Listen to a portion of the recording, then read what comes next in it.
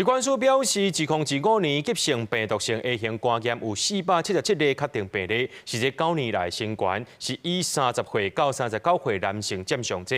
疾管署也提醒讲，这传染方式主要有2种，一种是受污染的食食，另外一种是无安全的性行为。那准严重者可能会有急性的肝衰竭。A 型肝炎本土病例创9档新高，疾管署拜二公布，2025年急性病毒性 A 型肝炎累计447例本土病例，创下9档新高，而且以男性上多，拢总占82.8%，年岁站以30岁至39岁占上多，20至29岁第二多。疾管署指出，病例大多数和无安全的性行为有关系。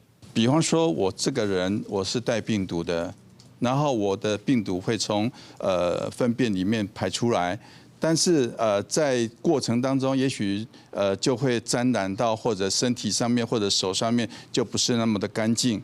所以如果说有亲密接触的时候，即便是手的接触也会传播。疾管署指出 ，A 型肝炎主要是透过粪口传播，而且伊暗作期真长，有15天至50天，伫咧无症头的时就有传染的风险。常常出现的症头包括发烧、规身躯无爽快、唔痛等等。若是得到 A 型肝炎并发急性肝衰竭，就有可能真严重。目前 A 型肝炎其实并没有特效药，如果发生猛暴性肝炎的时候，只能用支持性疗法。那这个致死率其实不是很高，不过呢，这些不良的症状，跟对肝脏的影响，都是对未来是不是很好的事情。疾管署指出，有效降低 A 型肝炎的传播，上主要的就是注疫苗。若是注2剂疫苗，保护力会当达到20天以上。另外，针对流感的部分，顶礼拜拢总增加11例流感并发重症，5例死亡。疾管署预估1月中过后就会进入流行期，